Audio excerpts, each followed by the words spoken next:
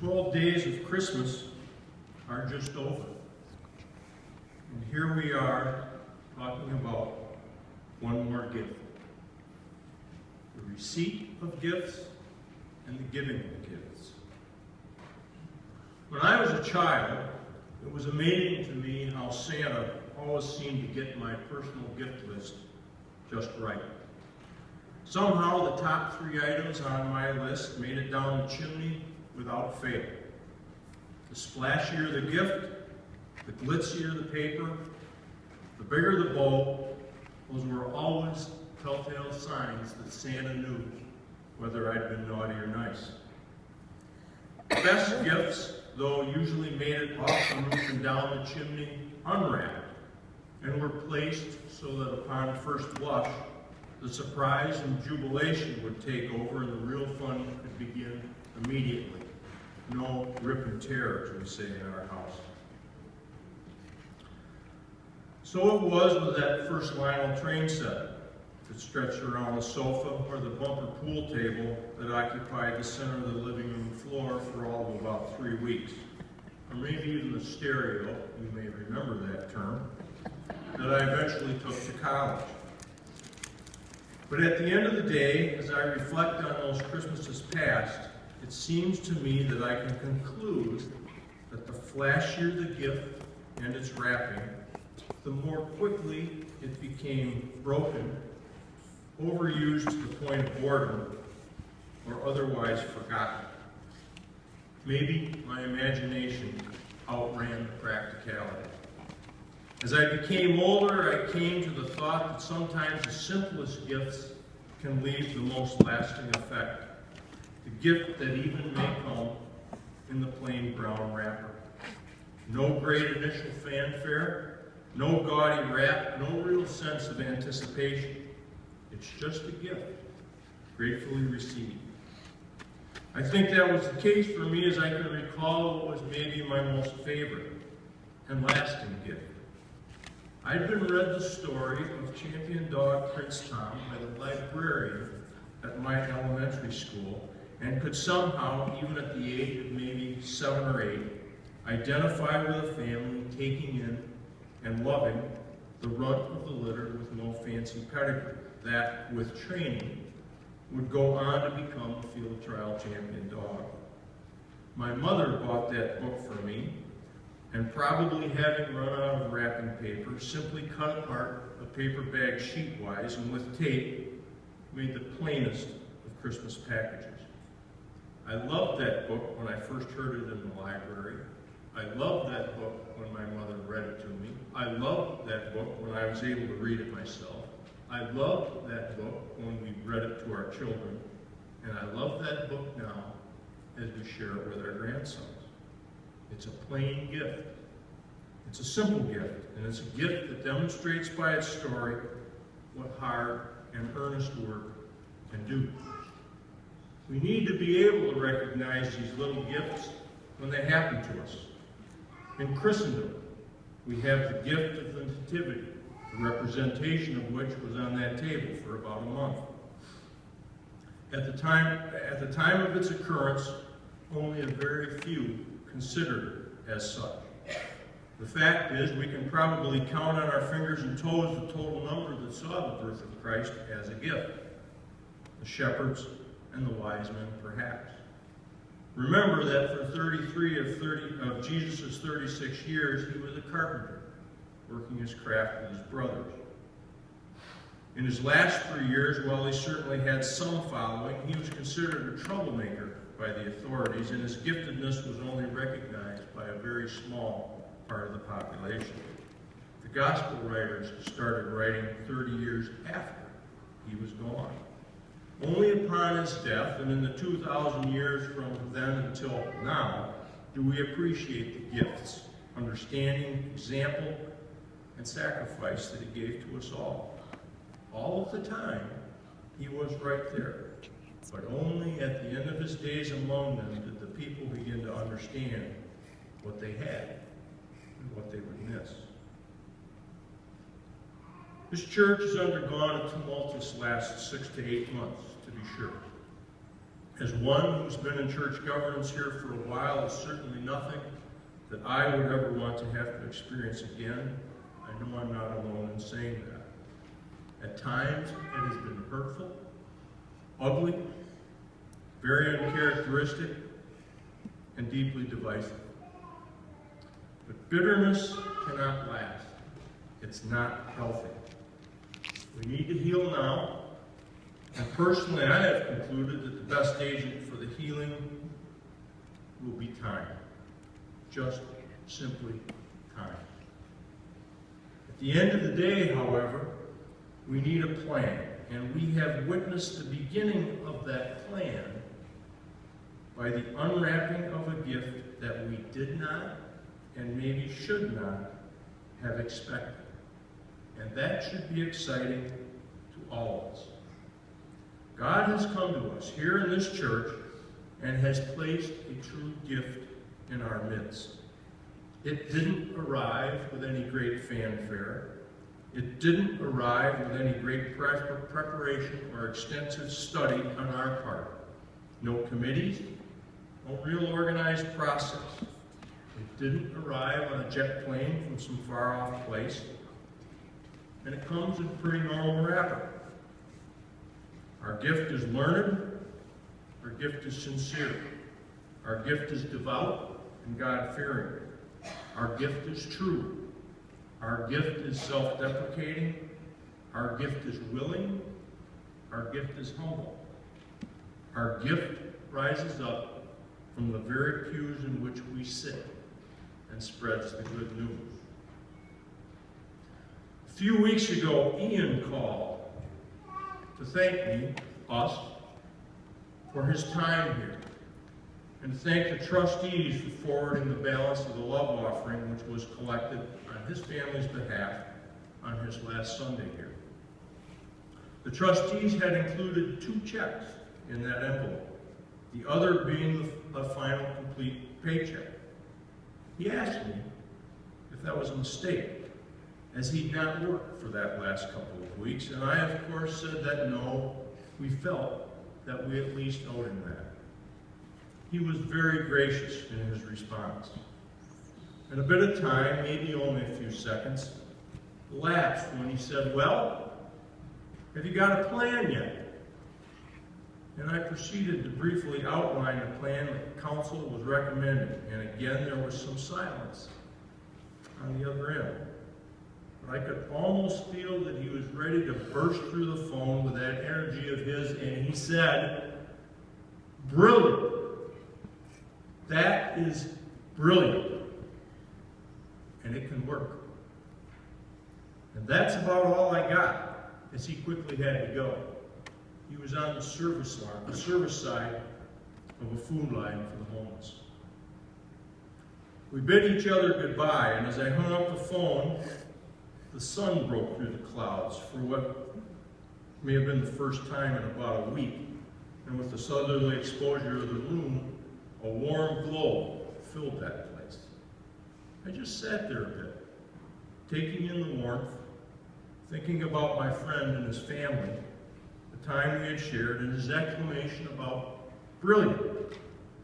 And I felt my lips turn upward, a wry smile coming to my face. Then the realization hit me, very obvious, very true. And all of you need to hear this very clearly. The gift that I now will offer you is actually Ian's departing gift with love to his church family. I cannot stress to you enough how fervently I believe this to be true. In accordance with the bylaws of this church, the Board of Trustees by vote, upon a recommendation of the Church Council, are proud and honored to name he who we recognize as that gift among us, Jason Dillingham, as the pastor in transition of the First Congregational Church of Greenville for the period of at least a year. Note that title.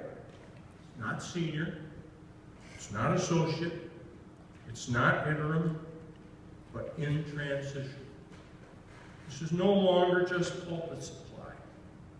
In this position, he will marry you, bury you, pray for you, visit with you, be your friend, be your pastor.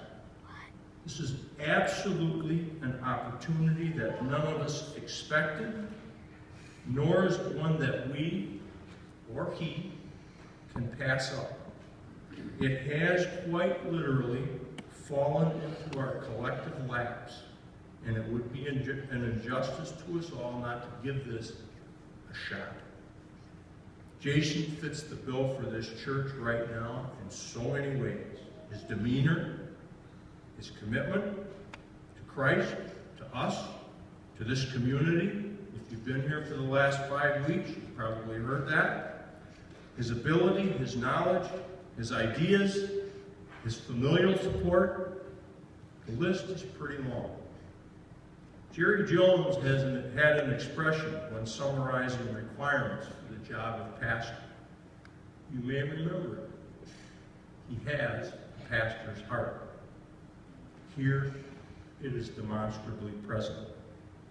The reason for the unusual title are principally two.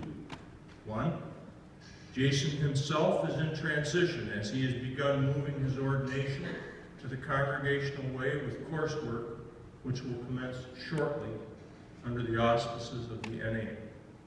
We can certainly thank Ian for getting that ball rolling. Two, we are a church in transition to a position forward of where we have been. The rearview mirror is there to teach us some lessons, hard learned. I believe we can establish some protocols organizationally that make it so that history does not and cannot repeat itself. Make no mistake, there's a lot of effort and a lot of cooperation that will be necessary to make this work. But work it can, and the road to a clean ending can be quite clear. This is a once-in-a-lifetime opportunity for us to get this right. We don't want to get ahead of ourselves, but from the perspective of the process of searching for a pastor, and you have sent me out there twice, I can tell you that this unique circumstance gives us all a chance to be part of the action, part of the process. If there is an ordination, if there is ultimately to be an installation as senior pastor, by vote of this group at some time down the road, it will be because all of us and the God that we worship will want it so. Jason is capable, and he is ready for this challenge, and we should support him. I'm honored.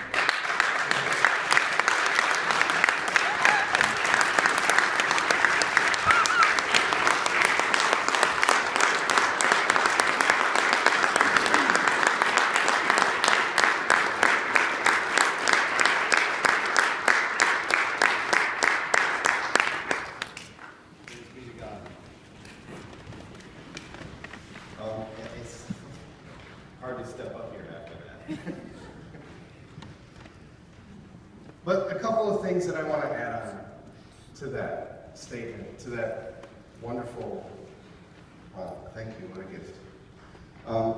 The quote from our former president, Jimmy Carter, that Susie read during our offering, if you heard it, it sounds something that I'm familiar with. It sounds like something that John Wesley said. Do all the good that you can, by all the means that you can, in all the ways you can, in all the places you can, at all the times you can, to all the people you can, as long as ever you can. Wesley was wordy. That idea evolved into a core value that I adopted while working my way through school, toward my ordination. It was such a mountain of a task, and if anyone has ever gone back to school with family and kids and all that, you know it's quite a mountain of a task. And frankly, that quote is kind of a daunting quote itself, isn't it? So I simplified it to something more manageable that I could start each day with, I would begin with these 3 questions. Where am I? What resources do I have? And who are the people I can reach? Where am I? What resources do I have? And who are the people I can reach? The idea, I think, can be simplified even further to the question that God asked Moses when Moses was facing his own fears at the giant task that God was placing before him. God simply asked him, "What is in your hand?" So simple and so profound. What is in your hand? All Moses had was a walking stick. But God took that simple stick and used it to work miracles. Miracles that defied Pharaoh and the Egyptian gods themselves. But it was just a simple stick. That simple stick and an obedient trust in the Lord's faithfulness is all that Moses had to offer as a gift to God's mission. Moses had a stick. Last week we read how the Magi, they brought one gift, right? In our gospel reading this week, John had a river, funny clothes, and locusts. There was a Galilean boy who had just his lunch of loaves and fish. Just that. Last summer, all I had was my ordination and the kindness of a friend, Pastor Ian, who, knowing our situation and transition, said, "Come and keep in practice here. We got space, we got time, we got a place for you to do something." And that invitation was all we had. All of these things that I've just listed, and there's many, many more in Scripture, involve someone bringing a gift and watching God do something amazing. And yet, one thing we shouldn't miss in all of this, one thing that's the same in each of these stories, is an open and available heart. An open and available heart, born out of faith, trust in God's faithfulness. This is our good news in all of this today. This is our good news. These simple gifts, offered with a willing and obedient heart, often become the open door for a profound and unexpected gift from God to his children. When I arrived here back in August with my kids, and my wife, and generous in-laws, thank you, Dave and Linda, for putting up with us all these months, I didn't know how things were going to work out. I very honestly didn't know what was going to happen. The only thing that I did know was that my kids needed to come back home for their well-being. And I had to trust God in everything else. While I was trusting him, I felt compelled by this core value I had dedicated myself to be actively doing this pastoral vocation, whether I had a place to do it or not. So Ian and the boards generously opened some time and some space for a homeless pastor, and I made myself available. In making myself available, I learned to love a whole new covenant family, all of you. I've gotten to know many of you on a very personal level, and the love is genuine. In making myself available and in learning to love you all and dedicating myself to service here, I ran headlong into a pile of gifts in this web of relationships and circumstances that we have here. I started to take count of things. My parents served at McGrath Congregational in Muskegon. Megan and I were married at First Congregational in Muskegon. And I neglected to tell you, it was just our 18th anniversary on December 31st. So, something that happened at First Congregational stopped for a while. The first wedding I ever officiated as an ordained pastor was right here in this sanctuary. The historic and theological connections between Wesleyans and Congregationalists go back, way back in our country, even back into England.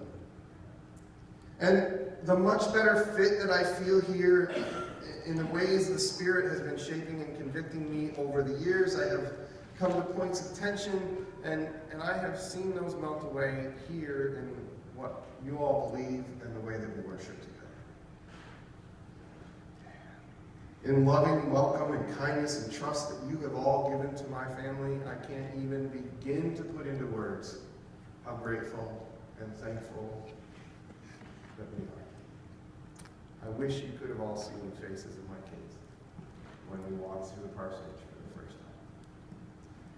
After being crammed into a basement, finished basement, of some very generous in-laws, the welcome that my family has received here and the fit and the place that we have is just a profound gift that I cannot even begin to thank you for, but in the months ahead, I promise, you'll see it. The situation and all of you have been a pile of unexpected and profound gifts to us. And if that wasn't enough, just to kind of sort of wrap this up, I was reading through, you guys know this book, Our Covenant Gathering? It's the first volume of the history of this church. And I was reading through this book, and I came across something, and when I came across it, you could have knocked me over with a feather. So, on page 12. Anyone around here still remember Bob Augustine? A few hands? Yeah, show me. All right, 1977, Bob Augustine wrote this about the first pastor of this church, Manny Rutan. Am I saying his name right? Manny Rutan. Okay, here's what Bob Augustine said. Yep, and you can't read it up there, but there it is. God moves in a mysterious way his wonders to perform, is the first line of an old Scottish psalter. God often uses dedicated men as an instrument of his divine providence, moving men into new situations in which they may be more effectively used by him. I'm not trying to take anything out of myself that isn't mine, but I feel like he could have written that about me. As God has been moving me into a new situation, and I truly believe, so that I may be more effectively used by him.